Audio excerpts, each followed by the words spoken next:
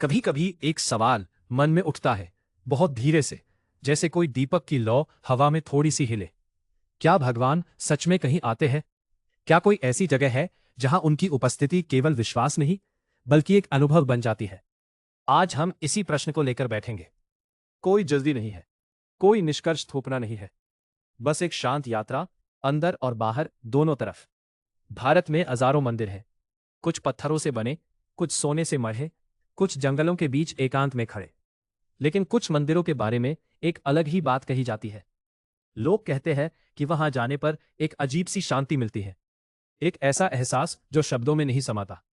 पुरी का जगन्नाथ मंदिर हो, या केदारनाथ की वो ऊंचाई जहां बर्फ और आस्था साथ साथ रहती है, या तिरुपति की वो भीड़ जिसमें हर इंसान को छोड़ने आया होता है। इन जगहों पर एक ऊर्जा है, एक चुप्पी है जो बोलती है। लेकिन सवाल ये नहीं है कि कौन सा मंदिर सबसे पवित्र है, सवाल यह है कि भगवान आते कहाँ हैं। हमारे शास्त्रों में एक सुंदर अवधारणा है, प्राण प्रतिष्ठा। जब किसी मूर्ति में विधि विधान से प्राण प्रतिष्ठा होती है, तो माना जाता है कि उस विग्रह में दिव्य चेतना का आह्वान किया जाता है।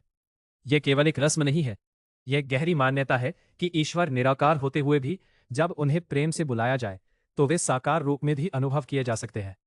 तो क्या सच में भगवान उस पत्थर में आ जाते हैं? शायद ये प्रश्न थोड़ा अलग तरीके से पूछना होगा। एक छोटी सी कहानी है। एक बूढ़ी दादी थी, एक छोटे से गांव में। उनके घर में एक पुरानी तुलसी थी। हर सुबह वे उठती, हाथ धोती और उस तुलसी के पास जाकर बैठ जाती। कोई बड़ा मंत्र नहीं, कोई घंटी नहीं, बस धीरे धीरे कुछ बुदबुदाती, जैसे किसी पुराने दोस्त से बात कर रही हो।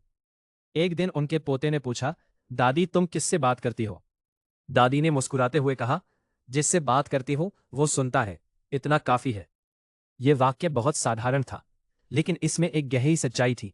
भगवान वहां आते हैं जहां कोई उन्हें सुनने के लिए तैयार होता है, जहां कोई उनसे मिलने की चाह रखता है, बिना किसी शोर के, बिना किसी मांग के।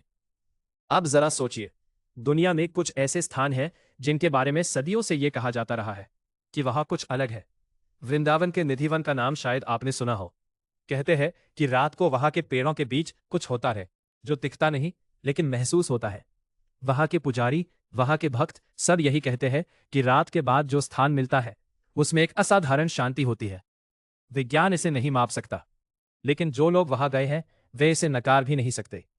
शायद कुछ अनुभव ऐसे होते हैं जो तर्क से नहीं, हृदय से समझे जाते हैं।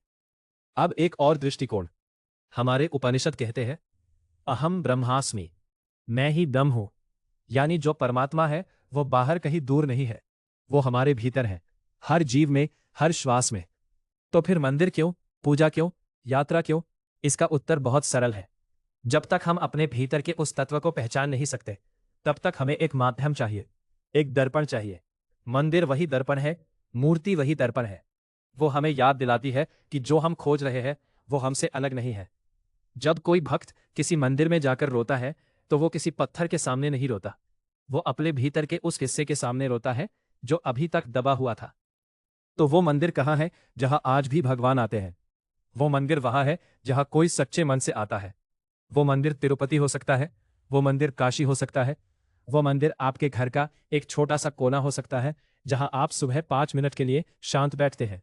भगवान जगह नहीं देखते, वे भाव देखते हैं। एक पुरानी कहावत है, जाकी रही भावना जैसी, प्रभु मूरत देखी तिन तैसी। जिसके मन में जैसा भाव होता है उसे भगवान वैसे ही दिखते हैं। कुछ लोग पूछते हैं, अगर भगवान सच में होते तो क्या हमें इतना कष्ट होता? ये प्रश्न स्वाभाविक है और इसका कोई आसान जवाब नहीं है। लेकिन शायद ये सोचने की जरूरत है कि ईश्वर की उपस्थिति का अर्थ कष्टों का न होना नहीं है। शायद उनकी उपस्थिति का अर्थ यह है कि कष्ट में भी कोई साथ है, एक ऐसी चेतना जो हमें थामे हुए है। जो लोग गहरे दुख में भी शांत रहते हैं, जो लोग बड़े से बड़े तूफान में भी अपना धैर्य नहीं खोते, उनसे अगर पूछे तो वे यही कहते हैं कि उन्हें एक अदृश्य सहारा महसूस होता है। वही सहारा शायद भगवान है। तो इस यात्रा के अंत में एक छोटा सा निमंत्रण।